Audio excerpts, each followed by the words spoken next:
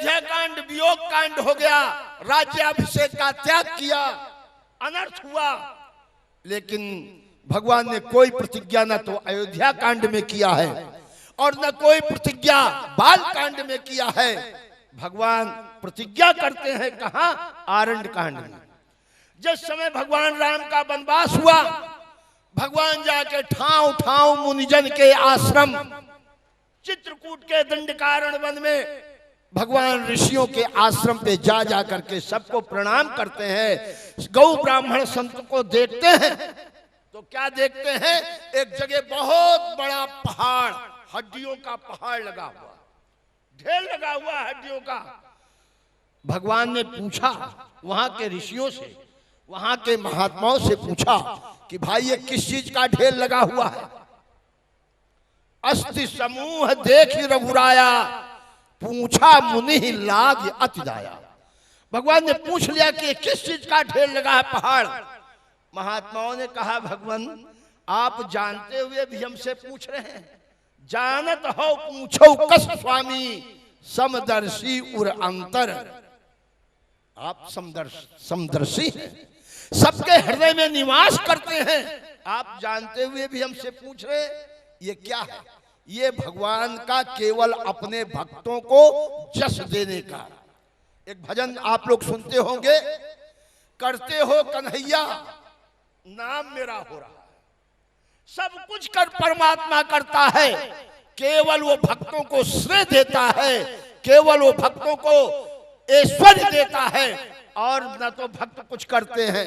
हमसे इतने कहा, बोले महाराज आजकल गुरु लोग क्या करते हैं? हमने कहा गुरु के पास कभी भी भौतिक साधन की कामना लेकर के मत जाना।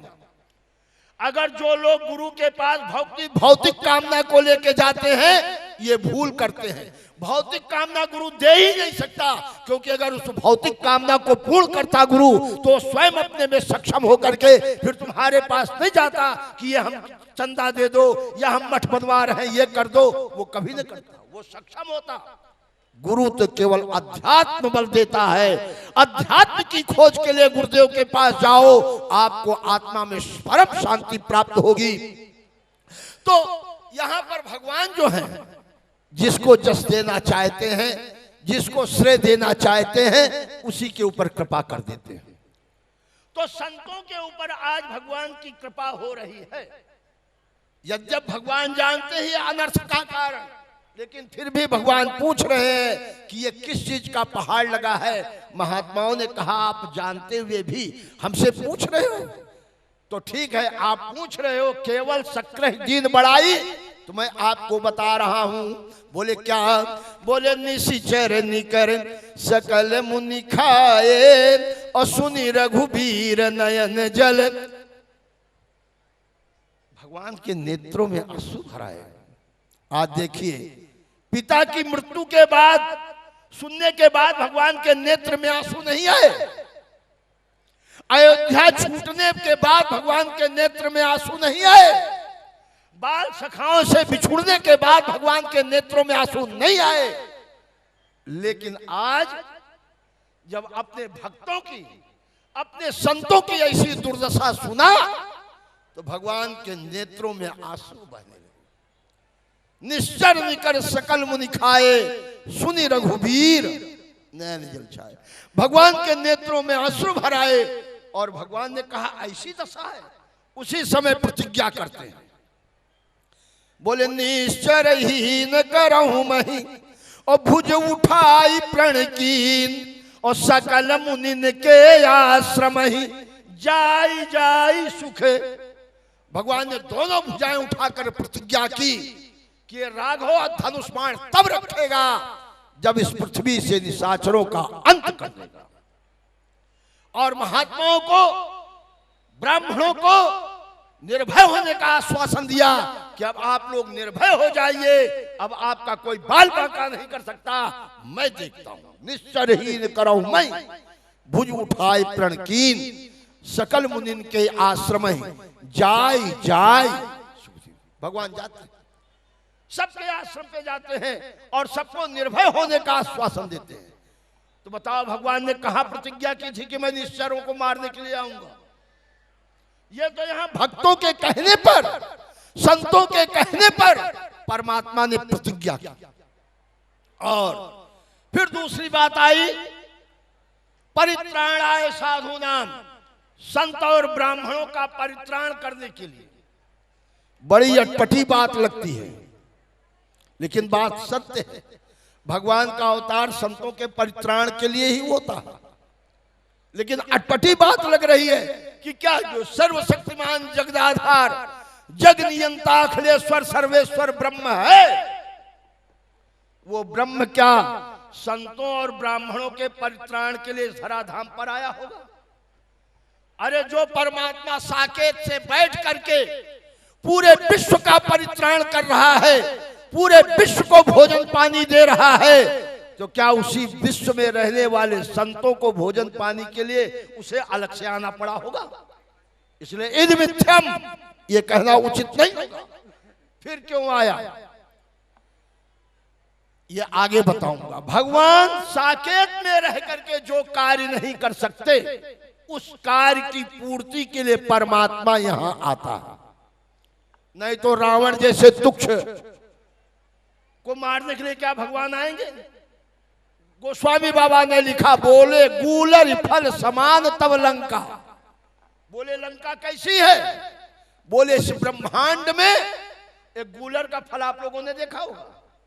गूलर के फल में जब तक छोटा रहता है और जब पक जाता है उसको फोड़ो तो उसमें हजारों हजारों कीड़े एक साथ निकलते हैं, लेकिन हवा लगते ही सब जय सीता राम हो जाते हैं।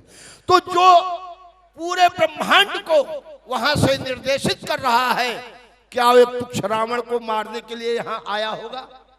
ये बात नहीं जमती। फिर किस लिए आया? क्योंकि भगवान चाहता तो साकेत से बैठ करके एक रावण नहीं पूरा विश्व रावण का स्वरूप बन जाता, तो परमात्मा साकेत से बैठ करके ही उस पूरे विश्व के रावण का संहार कर सकते थे। क्यों? बाबा तुलसीदास जी ने लिखा, बोले भ्रिकुट विलास और सृष्टि ले होई, जिसकी केवल भ्रिकुटी टेढ़ी करने से सृष्टि का संहार हो जाता है, तो क्या उसी सृष्टि में रहने वाले रावण को परमात्मा साकेत से नहीं मार सकता था क्या? जो उसको यहां आना पड़ा, इससे प्रतीत होता है कि परमात्मा के आने का कोई और ही कारण। परित्राण के लिए, बोले परित्राण के लिए भी परमात्मा जब साकेत में बैठ करके पूरे विश्व का भरण पोषण कर रहा है, तो उसी विश्व में रहने वाले संतों का भी भरण पोषण हो सकता था, उसे यहां आने की जरूरत नहीं थी। इससे प्रतीत होता कि उसके आने का कोई और ही कारण। बोले फिर क्या है? बोले धर्म संस्थापनार्थाय संभवामि युगे युगे, धर्म की स्थापना करने के लिए परमात्मा आया। ये भी बात जमती नहीं कि जो सर्वशक्तिमान जगदाधार जगनियंता अखिलेश्वर सर्वेश्वर प्रभु है, वो धर्म की स्थापना के लिए यहां आया होगा क्या? ये बड़ी छोटी बात है। भगवान सबके हृदय में बसते हैं और जिसको जैसी परमात्मा प्रेरणा देता है, वो व्यक्ति वैसे ही कार्य करता है। भगवान ने आप समस्त लोगों को प्रेरणा दिया कि चलो कथा मंडप में कथा सुनो, सबके सब आ गए कथा सुनने। और जिसको परमात्मा ने प्रेरणा नहीं दिया, वो कहीं 52 पत्ते फेंट रहे होंगे, या बोतल में खड़े होंगे, या और कोई दंड फंद कर रहे होंगे। ये भगवान जाने, आप जानो। क्या राजकोट में ये 5000 ये 8000 जनता ही है? लेकिन मैं जानता हूं कि 5000 या 8000 जनता के अंतःकरण में परमात्मा ने प्रेरणा दी। वो सारा काम छोड़ करके यहां आके बैठ के भगवान की मंगलमय कथा श्रवण कर रहे हैं, संतों का दिव्य दर्शन कर रहे हैं, ब्राह्मणों का दर्शन कर रहे हैं। ये इनके पुण्य का भाग। और जिसको परमात्मा ने प्रेरणा नहीं दी, वो कहीं न कहीं 2 के 4 कर रहा होगा। तो इससे प्रतीत होता है कि परमात्मा धर्म के लिए भी नहीं आया। क्यों?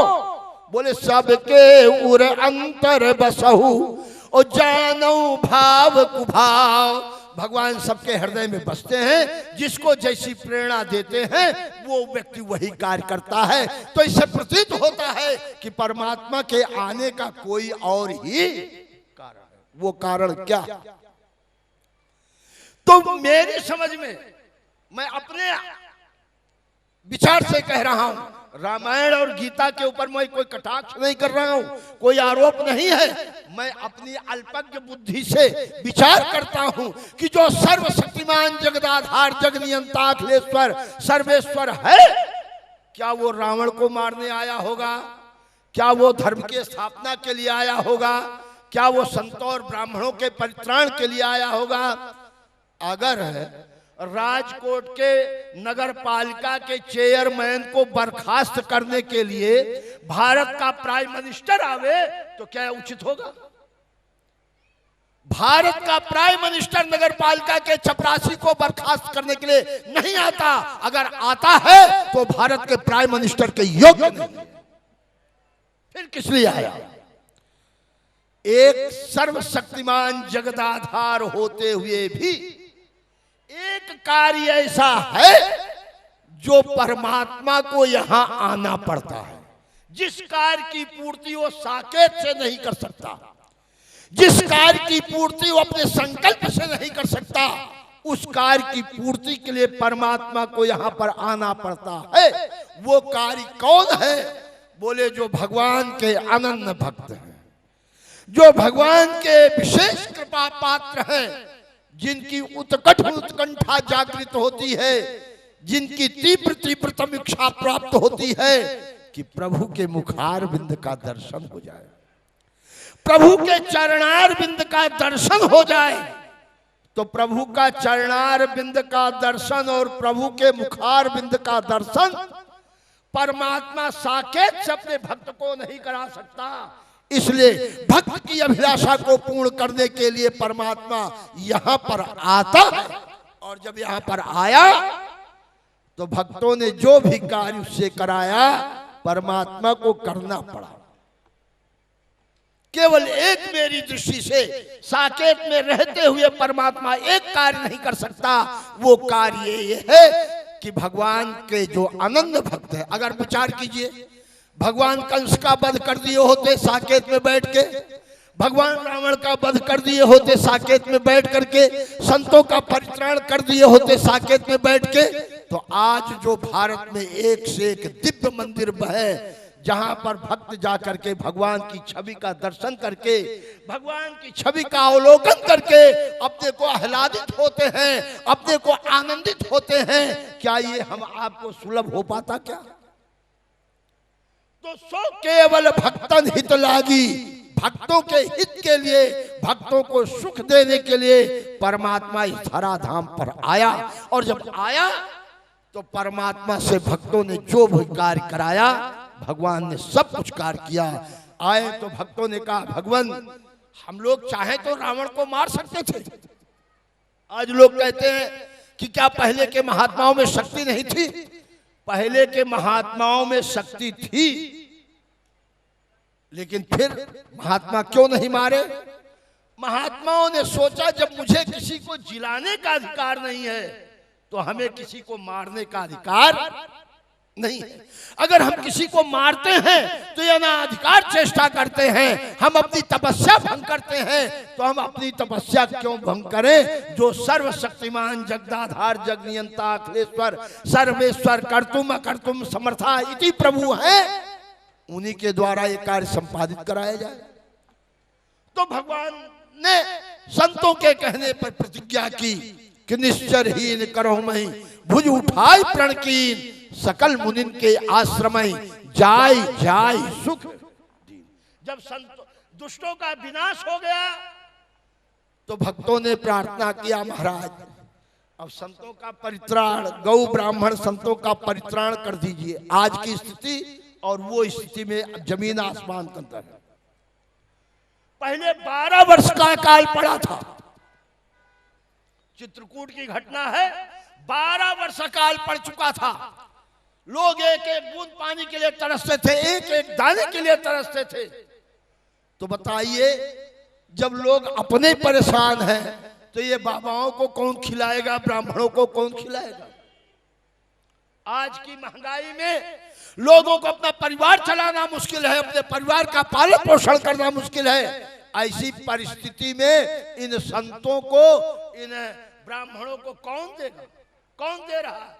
मैं तो समझता हूं कि केवल परमात्मा की कृपा के बिना और कुछ हम सब में न तो अर्थ न धर्म न काम रुचि गति न चाहो निर्वाण, इस समय कुछ नहीं है। हम लोग सब प्रकार से निसहाय हैं। बताओ, ना हमारी नौकरी है, ना हमारे खेती बाड़ी है, लेकिन भोजन तो फिर क्या पूछो, चकाचक है। राजू जैसे सेठ पहुंचते रहे सवेरे 6 बजे, महाराज चाय गाठिया जलेबी। अरे हम कहे भले आदमी, सुबह भजन पूजन करने दे, फिर चाय गाठिया ले आना है? मेरे कहने का तात्पर्य कि भगवान जिसको प्रेरणा देते हैं वो आके संतों के सेवा में लग जाता है। भगवान जिसके ऊपर कृपा करते हैं, संत प्रेरणा देते हैं, वो संत और गौ ब्राह्मणों का सम्मान करने लग जाता है। कितने लोग हैं साधु को देख के गाली देते होंगे, कितने लोग ब्राह्मणों को देख के अपमानित करते होंगे, लेकिन वो कर्महीन लोग हैं, उनके ऊपर भगवत कृपा नहीं है। जिसके ऊपर भगवत कृपा है वही संतों की शरण में जाएगा, वही ब्राह्मणों की शरण में जा करके उनकी सेवा करेगा। भगवान ने प्रेरणा दी कि आज संतों को खूब मालपुआ, रसमलाई और हलवा, काली रोटी, थोड़ी दाल चलने दो।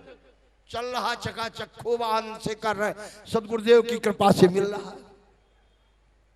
ये किसकी कृपा से? भगवान की। जब संतों का परित्राण हो गया तो संतों ने कहा महाराज दुष्टों का विनाश हो गया, संत को खूब परित्राण हो रहा है।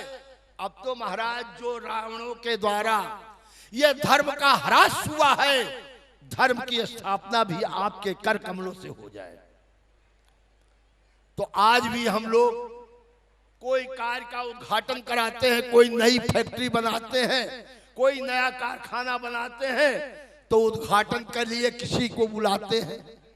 जो सज्जन प्रकृति के लोग हैं, जिनमें देवत्व गुण है, वो तो किसी महापुरुष के द्वारा उसका उद्घाटन कराते हैं, और जिसमें राक्षसी प्रवृत्ति है वो किसी चरित्रहीन नेता के द्वारा उद्घाटन कराते हैं।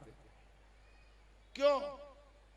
क्योंकि उनको चोरी करना है, बिजली का, इनकम टैक्स की चोरी करनी है, इसलिए मुख्यमंत्री को बुला के उद्घाटन करा दो तो सारे अधिकारी अपने आप भयभीत रहेंगे, कोई नहीं आएगा।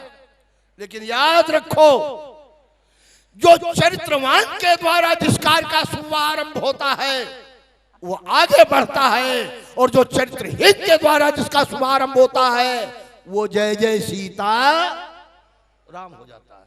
तो भगवान जब आए तो संतों ने कहा महाराज दुष्टों का विनाश हो गया, गौ ब्राह्मण संतों का परित्राण हो गया, अब आपके द्वारा धर्म की स्थापना हो जाना चाहिए। तो भगवान ने धर्म की स्थापना की, धर्म का शिलान्यास किया। जैसे ये आपके यहाँ सदगुरुदेव की कृपा से, मैं तो गुजराती पूरी नहीं समझ पा रहा था, सुबह महाराज जी बोल रहे थे हॉस्पिटल के लिए ये महापुरुष के द्वारा उद्घाटन होने जा रहा है, तो निश्चित इसमें सफलता मिलेगी।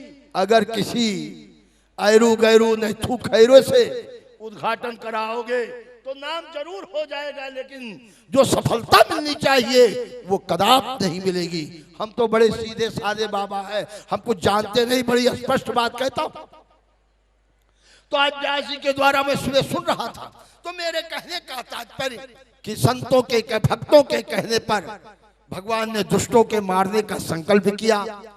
भगवान के संतों के कहने पर संत और ब्राह्मणों के परित्राण का परमात्मा ने संकल्प लिया, और संतों के और भक्तों के कहने पर परमात्मा ने धर्म की स्थापना का शिलान्यास किया। तो ये शिलान्यास आपके यहाँ होने जा रहा है। ये बहुत ही सुंदर और बढ़िया शुभ अवसर है। तो मैं आपसे यही निवेदन करूंगा कि भक्त बनने की चेष्टा करो। और भक्त कब बनोगे? जब अपने को समर्पण कर दोगे।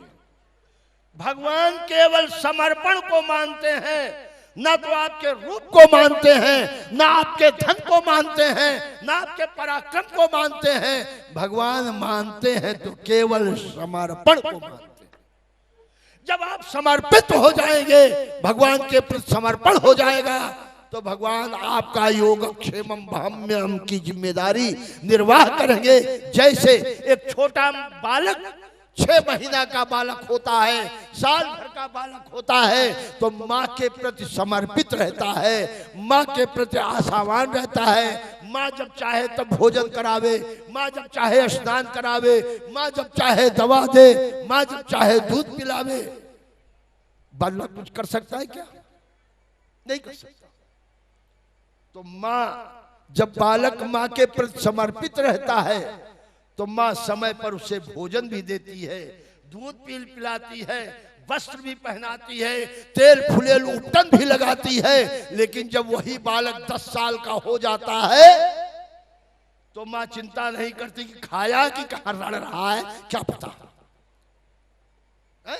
लेकिन जब छोटा रहता है तो बालक उस कमरे में है, माँ उस कमरे में है, लेकिन माँ का ध्यान उस बालक के ऊपर है कि कहीं पलंग से गिर तो नहीं जा रहा। उसी प्रकार से जब जीव परमात्मा के बिल्कुल समर्पित हो जाता है तो परमात्मा उनकी भी रक्षा करते हैं। कैसे करते हैं? बाबा तुलसीदास जी ने लिखा, बोले करहूं सदा तिनकी रखवारी और जिमी बालक राखे महतारी। जैसे माँ अपने नन्हे मुन्ने बालक की रक्षा करती है, वैसे भगवान अपने भक्त की रक्षा करते हैं। तो हम लोगों को भगवान के प्रति समर्पित होना चाहिए। लेकिन बड़े दुख की बात है कि हम कह जरूर रहे हैं लेकिन हम ही समर्पित नहीं हो पाए। किसी ने कहा कुछ आज हम लोगों में क्या है? कुछ भक्ति, कुछ दुष्टता, कुछ भक्ति, कुछ दुष्टता, कुछ संशय, कुछ ज्ञान, और घर का रहा न घाट का जो धोबी का। अब आगे नहीं कहूंगा, संकोची स्वभाव है। बोलिए हनुमान जी महाराज की जय।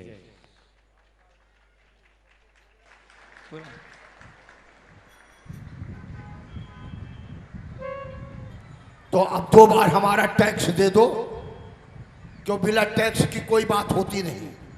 2 बार केवल टैक्स दे दो, फिर ईमानदारी से आपको बोलना है तो बोलना, और ना बोलना है तो बिल्कुल मत बोलना। हमारी तरफ से कोई हमें परेशानी नहीं है। बोले श्री राम जय राम, जय जय राम।